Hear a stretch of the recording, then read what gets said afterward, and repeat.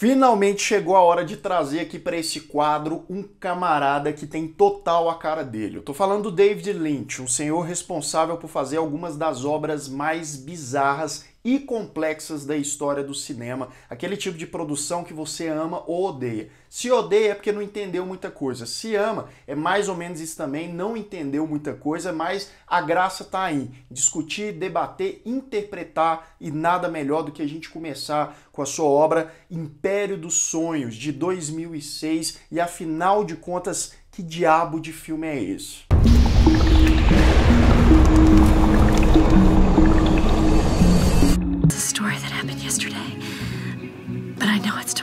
Sejam todos muito bem-vindos a mais um Refúgio Cult, meus amigos, e não dá pra ter aqui nesse canal um quadro chamado Que Diabo de Filme é Esse? Sem trazer algumas das obras, pelo menos, do David Lynch. Vão ter outras, então aguarde, mas eu decidi começar pela sua última. Sim, Império dos Sonhos foi o seu último longa-metragem lá em 2006. Tô torcendo muito pro David Lynch ainda lançar alguma coisa, pode ser que sim, pode ser que não. O cara já tá com 73 anos de idade, mas já deixou um legado surreal aí, com Eraserhead, Veludo Azul, Cidade dos Sonhos, a série Twin Peaks, esse Império dos Sonhos, que na verdade faz parte de uma trilogia de Hollywood, né? As tramas se passam em Los Angeles, tem aquele sonho hollywoodiano que começou lá em 1997 com o filme Estrada Perdida, depois em 2001 ele fez Cidade dos Sonhos e finalizou esse ciclo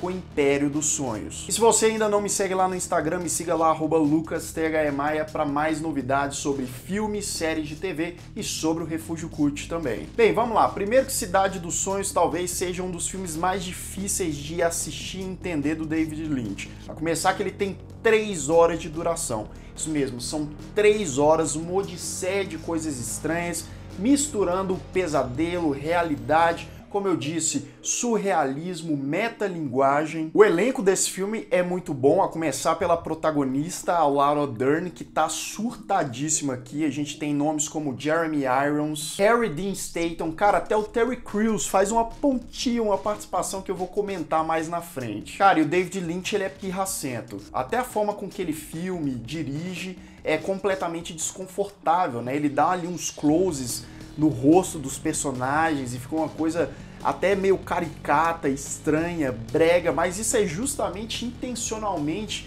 para causar alguma coisa em nós, até que seja uma coisa ruim, sem contar as câmeras de mão, né, que ele acompanha ali de maneira até relativamente amadora, a imagem granulada, crua, a iluminação, que é um elemento muito importante dos filmes dele, onde ele usa tons fortes e sombrios. Esse filme segue a personagem da Laura Dern, que é a Nick, que é uma atriz que consegue um papel no filme do diretor feito pelo Jeremy Irons, e ela fica super feliz e tal. Ela é casada com um ricaço meio misterioso. Eles não dão tanto detalhes do que esse cara faz, mas deixam claro que ele é bem influente. Então ela começa a participar dos ensaios, nos bastidores, e aí ela vai descobrindo mais sobre aquele filme, que não é um filme qualquer, muito pelo contrário, né? É um filme aí que tem um background sombrio, daqui a pouco eu vou falar mais sobre isso, e ela tem como parceiro de cena um ator, né, o cara boa pinta e tal, e todo mundo cria uma pressão ali logo no início do filme, falando pro cara, ó, não se envolve com a mulher, tá? Não dá em cima dela, porque o marido dela é ricaço, é poderoso, não vai fazer essa encrenca. Então eles são cobrados desde sempre, inclusive o próprio marido dela cobra isso dela e do cara para eles não se envolverem. Mas até chegar nesse ponto, o filme já apresentou tantas cenas que parecem ser aleatórias, mas que elas vão servindo para a narrativa posteriormente, como uma jovem que está dentro de um quarto escuro assistindo a televisão, e adivinha o que ela está assistindo na televisão? Pois é, o Rabbids, dirigido pelo David Lynch, aquela minissérie que eu até falei aqui no canal sobre ela, um vídeo só para ela que é muito intrigante. Se você não assistiu, depois vai lá ver. E o Rabbids tem total peso na trama de Império dos Sonhos. Sem contar naquela senhora que parece ser uma espécie de cigana, que se revela vizinha da personagem principal, da Nick, começa a falar um monte de coisa doida, desconexa. A mulher por si só é bastante bizarra, e depois, por mais que ali no começo começo, você fica pensando, não, o que essa mulher tá falando faz sentido nenhum, mas depois ele passa a ter um sentido sim. Então eu posso adiantar que é um filme que fala sobre a realidade em forma de pesadelo, em uma maneira surreal, que muitas vezes se a gente não se atentar muito, a gente deixa passar e acha que aquilo ali é só uma loucura. Sem contar que o Lynch faz questão de adicionar personagens, pelo menos a maioria deles, bastante caricatos, um pessoal com um sorriso largo, uma cara estranha, que você não sabe quais são as intenções. Mas se você gosta do surreal, da estranheza, de desvendar essas mensagens aí no decorrer de 3 horas,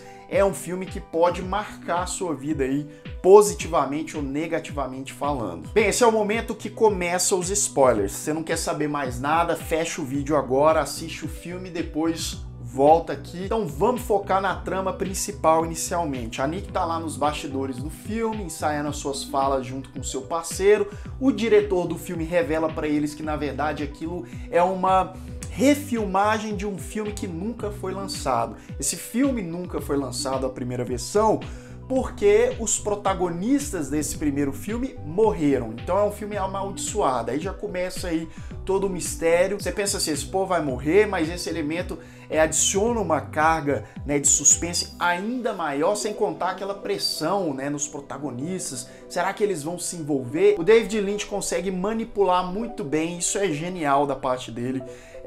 As cenas em que os dois protagonistas do filme lá que eles estão gravando, eles estão, né, conversando e você pensa, será que isso faz parte da gravação? Será que eles estão conversando na vida real? Aí passa um pouco, na verdade, você vê que as câmeras estão lá. Eles fazem isso várias vezes, a gente permanece nessa dúvida. Fora das gravações, os dois começam, né, a ter um papinho ali, vamos sair e tal. Continua esse joguinho, né, do roteiro. Ah, lembrando, uma coisa que eu já estava esquecendo de falar, esse filme ele não teve script, porque geralmente os atores, antes de começar a gravar, eles recebem ali boa parte da história ou a história completa para ir se acostumando com o material. Nesse caso aqui, os atores não receberam, muito ali é improvisado, você vê na reação dos personagens, que também deixa a experiência ainda mais diferente.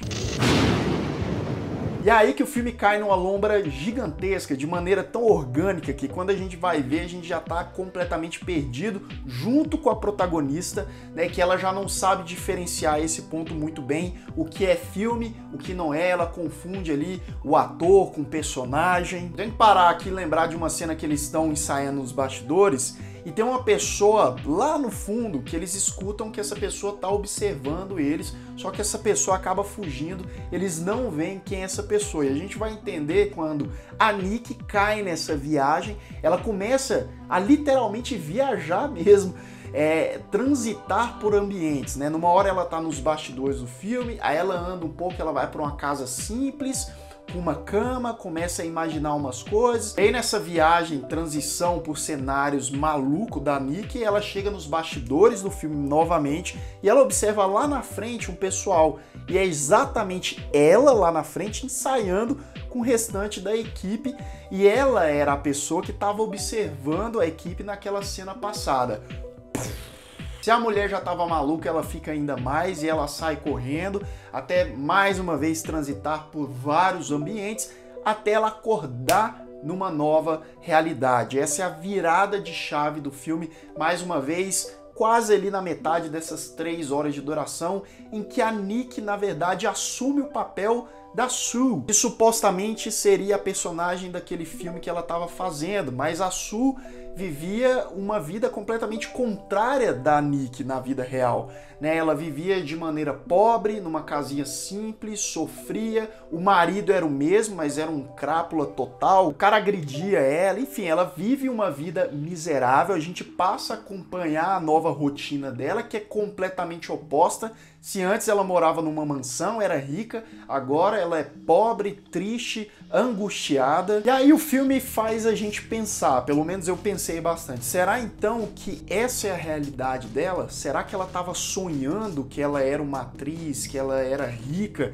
e aí com esse estalo ela foi para a realidade ou não? O filme tá mais uma vez brincando com as nossas expectativas. Um elemento muito importante também são as mulheres que a Nick ou a Sue, né, agora a Sue encontra elas num quartinho, tá todas umas 7, 8 mulheres falando um monte de coisa, perguntando se ela lembra delas, e depois essas mulheres fazem parte da vida da Sue, elas trabalham na rua, todas elas, inclusive a Sue, para ganhar um dinheiro como garota de programa. Ressaltar também a importância da minissérie do Rabbids aqui nesse filme, né? Tem um momento em que a Sue liga, usa o telefone e toca lá na minissérie, né? Tem um momento da minissérie que é exatamente isso, e o coelho vai lá, atende. O que me leva a pensar se o Rabbids, na verdade, faz parte da imaginação dessa personagem, do inconsciente dela, né? Até o cenário é meio parecido do lugar atual onde ela mora. Da metade pro final do filme, por mais que ele tenha vários elementos interessantes, misteriosos, a metalinguagem ali rolando o tempo todo, ele se alonga demais. Na minha opinião, eu, Lucas, acho que daria para ser um filme de 2 horas ao invés de 3 horas, mais uma vez. De maneira intencional, David Lynch não tem pressa nenhuma para gravar suas cenas. Muito pelo contrário, ele quer causar aquela sensação de cansaço, ele quer dar um período dentro do filme, pelo menos aparentemente, para as pessoas pensarem, tentar raciocinar. Sounds like dialogue from our script. E a maioria das vezes as pessoas vão falhar miseravelmente porque é difícil entender tudo que está passando ali. Enfim, a gente volta para a história da Sue, que era a Nick, mas ainda tá pobre, e ela tá andando ali na rua junto com as outras meninas à noite. Tem um lance de uma mulher que aparece bem antes no filme com a chave de fenda, um negócio aqui na barriga. Essa mulher surge do nada, ela já tinha falado que ia matar alguém e ela acaba matando a Sue, matando assim, né, dando um negócio ali no bucho dela. E ela cai na sarjeta junto com os mendigos. Entre esses mendigos tá o Terry Crews, que fala uma frase ali. Quem fala mesmo e fala muita coisa é a personagem da japonesinha, mas aí até um certo momento que a Sue acaba morrendo, tirada ali no chão, até que a câmera afasta e tem câmeras filmando aquele momento. Na verdade, é um cenário, os atores levantam, só fica estirada no chão a Sue, que na verdade volta a ser a Nick, porque ela é a estrela do filme. Acabou o filme naquele momento, todo mundo começa a bater palma, o diretor. Então, no fim das contas, né, voltou, né, começou sendo um filme, aí passou a ser a realidade da Sue pobre, e aí voltou para ser a gravação do filme. Só que a Nick sai daquela gravação, parece que hipnotizada, né? Tudo aquilo que aconteceu, aquelas transições ali, parece que ela acompanhou tudo e estava meio maluca. O diretor perguntando o que foi, você foi ótima, maravilhosa, agora acabou, e ela não tendo muita reação. E quando você pensa, o filme vai acabar, é isso mesmo, ela era uma atriz e tal, não, ela começa a transitar, a viajar por vários cenários, né? Eu até parei para pensar, será que isso não é um processo de um ator, uma atriz que se joga num papel e precisa viver aquilo, e em alguns momentos a gente mesmo acreditou que aquela era a vida dela, mas aí depois retoma como se ela fosse a atriz mesmo? Vocês estão acompanhando? Porque nem eu tô me acompanhando mais. Mas digamos que nessa última transição da Nick, ela passa por mais alguns cenários, ela inclusive se vê num telão de cinema como se ela continuasse sendo gravada, né? Então a neura ali era real. Ela vai para um corredor, dá de cara com um cara que, né, tá com a cara dela ali toda distorcida, mais um elemento muito forte do realismo, ela acaba matando esse cara com os tiros. Esse personagem seria a representação de alguns dos seus medos, da sua loucura. Ela acaba com o cara, mata ele, e em uma das portas daquele corredor ela abre e dá de cara no cenário de Rabbids. Enquanto ela tá lá no centro da sala do Rabbids, mais uma vez a gente vê que ela tá sendo filmada, corta pra menina que tá desde o início do filme assistindo aquilo lá tudo, ela tá assistindo o personagem da Nick, até que o personagem da Nick aparece lá no quarto dela, as duas dão um beijo e a personagem da Nick some, revelando na minha interpretação que a Nick de fato era uma atriz, uma personagem que fazia parte de um grande filme, e esse filme, de alguma forma, direta ou indiretamente, representou também a vida dessa jovem que estava assistindo o tempo todo. Essa jovem tem um estalo, ela sai daquele quarto, se arruma e ela volta para casa, o que indica que ela tinha fugido por algum motivo. E ela aparece exatamente na casa simples que a Sue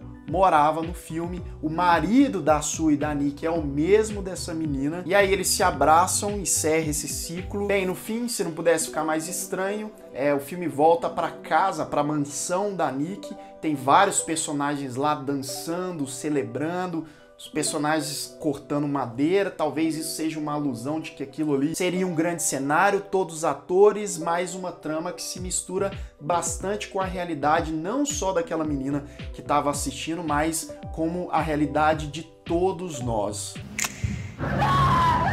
Bem, meus amigos, é complexo, é gigantesco, então eu vou deixar a seção de comentários aqui para vocês complementarem essa nossa discussão. Falem aqui o que vocês acharam do filme, quais são outras teorias, as coisas que eu acabei não mencionando, porque tem coisa pra caramba. O vídeo ficaria gigantesco, é isso que dá a falar de filme do David Lynch, ninguém mandou, mas enfim, tamo aqui, essa é a minha interpretação, digamos, geral da obra. Espero que vocês tenham gostado do vídeo. Se você ainda não é inscrito aqui no canal, se inscreva aqui embaixo, clique no sininho para receber todas as notificações e deixe o seu like, que ajuda muito o Refúgio. Um grande abraço e até mais!